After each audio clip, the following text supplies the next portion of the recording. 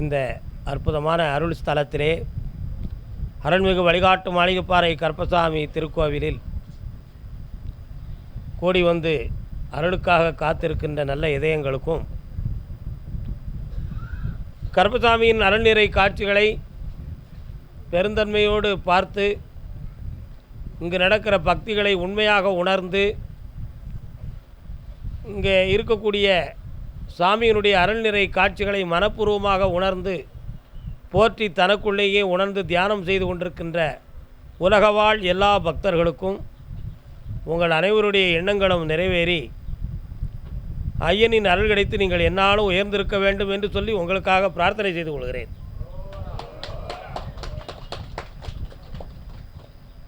மனிதன் எந்த விஷயத்திலுமே கொஞ்சம் கொஞ்சமாவது தனக்கு உணர்ந்தே தன்னுடைய மனதை செயல்பட வைக்க வேண்டும்.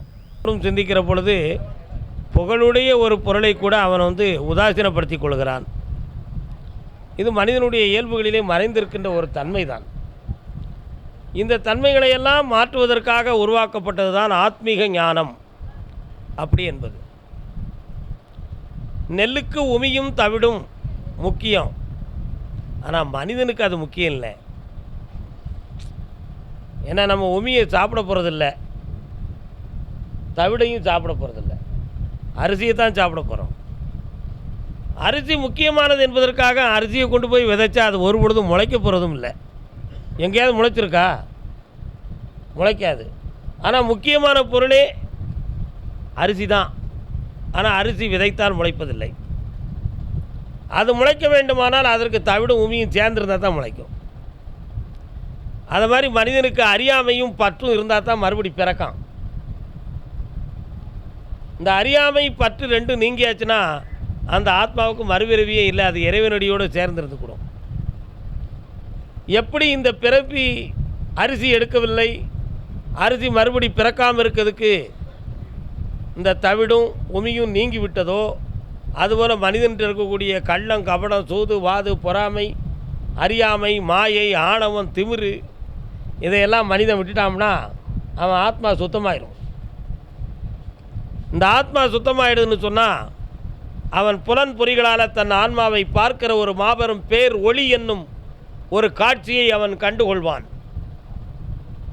அந்த பேர் ஒளி என்னும் ஒரு ஆன்ம சக்தியை, அந்த ஆற்றலை கண்டுகொண்டான் என்றால் தன்னை அறியாமலே அவனுக்கு அறிவில் ஒரு தனித்தன்மை, மனதில் ஒரு தனித்தன்மை, எதையும் பறந்து நோக்குகின்ற இறைத்தன்மை, இவைகளெல்லாம் அவனுக்கு ஏற்படுகிறது.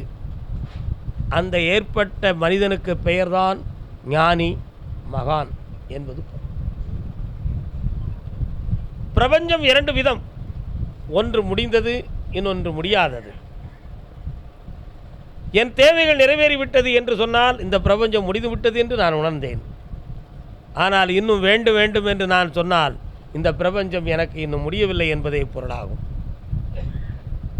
அப்படி பார்க்கும் பொழுது ஞானியர்களுடைய உலகத்தில் இந்த பிரபஞ்சம் முடிந்து விட்டது. ஆனால் அஞ்ஞானிகளாகிய சராசரி மனிதனின் வாழ்க்கையில் இந்த பிரபஞ்சம் இதுவரை முடியவும் இல்லை, இனிமேல் முடியப்போவதும் இல்லை. ஆசையில்லா மனிதன் இல்லை, அன்பில்லாத இதயம் இல்லை, பற்றில்லாத உயிர்கள் இல்லை. இருக்கா? இல்லை. உணர்ச்சி வசப்படாத உடல்கள் இல்லை. எல்லா விஷயத்திலும் மாயை மாயை மாயை மாயை. இந்த மாயைகளுக்குள்ளே மறைந்து கிடக்கின்றான் மனிதன். இந்த மாயையை விலக்குவதற்காக அவன் பாடுபட்ட நாள் என்னாலும் உண்டுமா? பொருளுக்காக பாடுபட்டான், பொண்ணுக்காக பாடுபட்டான், மண்ணுக்காக பாடுபட்டான். எங்கு சென்றாலும் அவனுடைய தேவை எதில் இருக்கும்? பொருள் செல்வத்தில் மட்டுமே அவனுடைய தேவை இருக்கிறது. இந்த பொருள் வேண்டும் வேண்டும் வேண்டும் என்று அவன் அலைய அலைய அவனுடைய பிறவி எண்ணிக்கையும் கூடிக்கொண்டே இருக்கிறது. இந்த எண்ணிக்கை கூடுகின்ற பொழுது மனிதனுடைய வாழ்க்கையில் ஜெனரேஷன், மக்கள் தொகை பெருகிக் கொண்டே இருக்கும். மக்கள் தொகை பெருக பெருக அஞ்ஞானமும் மாயையும் இந்த உலகத்தில் உலாவி கொண்டு தான் இருக்கும். அந்த நிலைகளையெல்லாம் மாற்றி அமைக்க முடியுமா என்றால் அவ்வளவு எளிதில் அந்த மாற்றத்தை ஒரு மனிதன் பெற முடியாது. அப்படி பெற முடியாமல் போகின்ற நிலைகளில்தான் மகான்களை குருமார்களை ஒருவன் சந்திக்க நேரும். இந்த மனச்சுமையும் இந்த வாழ்வு சுமையும் நீங்குவது என்னாலோ, இதிலிருந்து விடுகின்ற நாள் என்னாலோ என்று உள்மனது ஒரு பக்கம் ஏங்கினால் அவனுடைய உள்ளம் சுமைகளை தாங்க தயாராக இல்லை என்பதுதான் அவனுடைய அடிப்படை காரணமாக இருக்கும். இந்த உலகத்தினுடைய வாழ்க்கையை சுகமாக ரசித்து விட்டான் என்றால் அவன் சம்சாரியாகவே தான் திகழ்வான். இந்த உலக வாழ்க்கையை அவன் சுமையாக நினைத்து விட்டான் என்றால் அவன் அதிவிரைவில் சன்னியாசியாக மாறிவிடுவான் என்பதுதான் இந்த லோகாயத்தின் தத்துவமே ஆகும். ஆனால் சுமையாகவும் நினைக்கிறான், சுகமாகவும் நினைக்கிறான். விருதா பிறவி என்று தன்னை உணரக்கூடிய காலம் இது. ஏன்னா ஒரு முடிவுக்கும் வர முடியவில்லையே மனிதனால். ஆளில் துரும்பெனவே அங்குமிங்கும் உன்னடிமை, பாலில் தெரிவதென்ன பாவம் பராபரமே. அலைக்கடலில் அகப்பட்ட ஒரு துரும்பு கடலுக்குள்ளேயும் கிடக்காது, கரையிலையும் ஒதுங்காது. அலை எப்படி அங்கும் இங்கும் அலைந்து போகுமோ அதை மாதிரி அந்த துரும்பை போல இந்த மனிதனும் ஆசை கடலில் கொஞ்சம், அஞ்ஞான கடலில் கொஞ்சம், கரையில் கொஞ்சம், கடலில் கொஞ்சமாக அலைமோதிக்கொண்டே இருப்பான். இவனுக்கு முடிவு உண்டுமானு கேட்டால் நிச்சயமாக இல்லை. இதுவரை கிடைக்கல, இனிமேல் கிடைக்கும் என்றால் அது கதையில் கிடைக்கும், கற்பனையில் கிடைக்கும், நடைமுறையில் கிடைக்க போகிறதே இல்லை. அப்படி கிடைக்காது என்ற ஒரு நம்பிக்கையை எடுத்து விட்டான் என்றால் மனிதனுக்கு ஆசை தான் கூடிக்கிட்டு இருக்கும். அப்படி கிடைக்கும் என்ற ஒரு எண்ணம் வந்துவிட்டால் அவன் இந்த ஆத்மீக ஞானத்தை பெறக்கூடிய பேராற்றலான ஆவல், இறை சக்தியின் மீது ஆவல் அவனுக்கு பெருகிவிடும். அந்த சக்தியிலே அவனுடைய உள்ளத்தை அவன் பறிகொடுத்து விட்டான் என்றால் பண்புடையவனாக மாறுவான், பக்குவமுடையவனாக திகழ்வான். உணர்ச்சி வேண்டும், அதில் கட்டுக்கடங்கிய குணம் வேண்டும். மழை நீரில் இறைவனுடைய கருணை, வெளிநீரில் மனிதனுடைய தன்மை. மழை வந்தால் உலகத்தில் எல்லா உயிர்களுக்கும் செழிப்பு, கண்ணில் நீர் வந்தால் நமக்கு மட்டும்தான் பாதிப்பு. அப்போ இறைவனுக்கும் மனிதனுக்கும் உள்ள தன்மை என்ன? பறந்து பார்த்த மழை நீர், சுரந்து பார்த்த வெளிநீர். இந்த ரெண்டுலேயும் என்ன இருக்குது? பரந்த நோக்குக்கும் சிறந்த தன்மைக்கும் உள்ள வித்தியாசம் தான் அதில் இருக்குது. நம்மளை நாம் நெறிப்படுத்துவதற்கு தயாராக வேண்டும். நம்முடைய பயணத்தை சீர்படுத்துவதற்கு நாம் ஆயுத்தமானவனாக திகழ வேண்டும். ஒரு ஞானியை பார்த்து ஒருவன் அருமையாக பேசினான். எப்படி இந்த பாதைக்கு வந்தீர்கள் என்று கேட்டான். இந்த உலகத்தில் வாழ்ந்து கொண்டு இருக்கின்ற பொழுதே என்னை அறியாமல் மெல்ல மெல்ல நான் ஒதுங்க ஆரம்பித்து விட்டேன்னா. எப்படி ஒதுங்கினீர்கள்னா,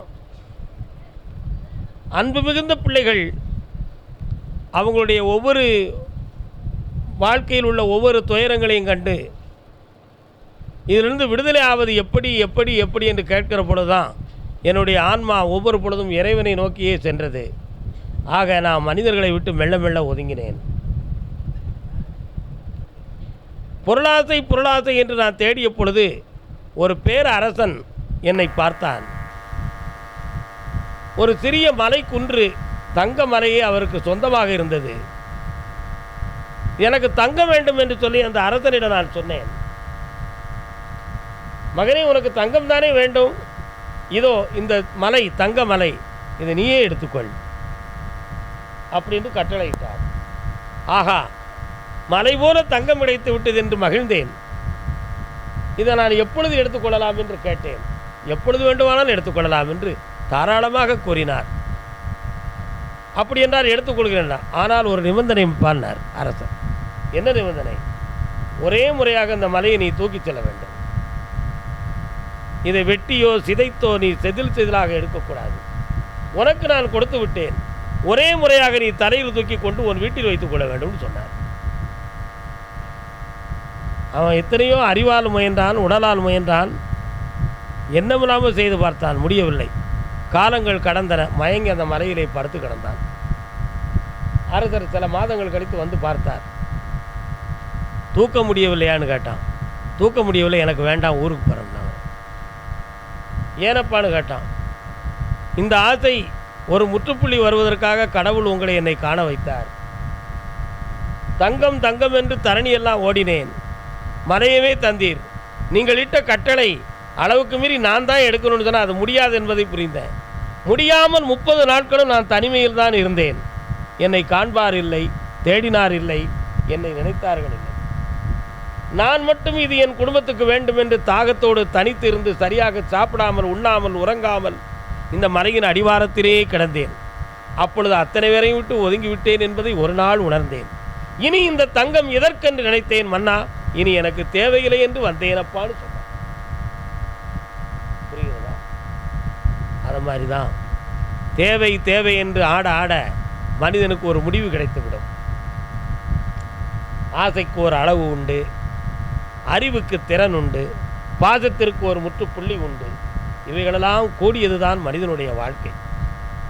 மனிதன் தன்னுடைய மனதை மட்டும்தான் கட்டுக்கடங்கிய ஒரு கட்டுக்கோப்பாக வைத்துக்கொள்ள வேண்டும் என்பது மிகவும் முக்கியமான ஒரு செயல்.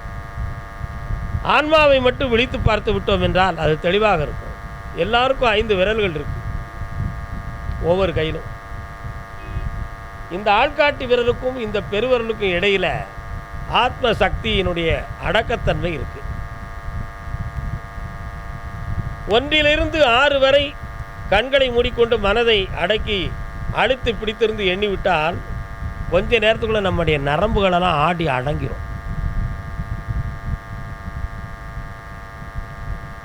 அதே ஆடிக்கொண்டிருக்கக்கூடிய ஒரு அந்த நிலையை மாற்றுவதற்கு மீண்டும் அடித்து பிடித்து 6 to 1 வரை கீழ் நோக்கி எண்ணி விட்டோம் என்றால் நம்ம மனதின் ஆற்றல் தணிந்து விடும்.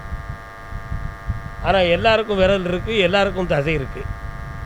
இதுக்கு உள்ளே இந்த ஆத்மசக்தி உணர்ந்து உறைந்து கிடக்கு என்ற தன்மை உணர்ந்தவர்களுக்கு மட்டும்தான் தெரியும். இப்படிப்பட்ட நிலைகளெல்லாம் மனிதனுடைய அங்கத்திலே ஒவ்வொரு பகுதிகளிலும் பீரிட்டு கிடப்பதுதான் நம்முடைய ஆத்மசக்தி. நம்மை நாமே காண்பது எப்படி, நம்மை நாம் உணர்வது எப்படி? நாம் உணர்ந்து உணர்ந்து வர வர இந்த உலகத்தில் உயர்ந்து உயர்ந்து நாம் போய்கொண்டிருக்கின்றோம். நாம் உயர்ந்தோம் என்பதற்கு ஒரே ஒரு எடுத்துக்காட்டு, அடுத்தவன் வாழக்கூடாதுன்னு நான் நினைக்கவே இல்லை என்ற தன்மை எப்பொழுது நமக்கு தோன்றுகிறதோ நாம் உயர்ந்தாச்சு. ஒருவனுடைய முன்னேற்றத்தை கண்டு எப்பொழுது நமக்கு பொறாமை வரவில்லையோ நாம் உயர்ந்தாச்சு.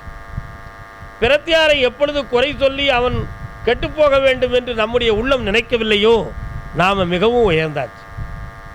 இறைவன் எப்படி தன் பிள்ளைகளெல்லாம் நல்ல வாழ வேண்டும் என்று சொல்லி பரந்த நோக்கோடு இருக்கிறானோ அதுபோல் நமது எண்ணமும் இதயமும் எப்பொழுது இருக்கிறதோ அப்பொழுது நாம் மிகவும் உயர்ந்தாச்சு. உயர்ந்தவனாகக்கூடிய மருந்து வெளியில் எந்த சந்தக்கடைகளிலும் இல்லை, நம் மனதிலும் நம் அறிவிலும் தான் இருக்கிறது. ஆக நம் அறிவையும் நம் மனதையும் செம்மையாக்கி நம்முடைய மனதை கோயிலாக்கி இறைவனை உள் நிறுத்தி நாம் உணர்ந்து வாழ்ந்தோம் என்றால் இந்த உலகத்துக்கே பேரெளியாக வாழ்வோம் என்று சொல்லி மாசிலாத மனம் ஈசன் கோயிலாகும் என்று சொல்லி அருள்வாக்கை தொடங்குவோம். வெற்றி பெறுவோம்.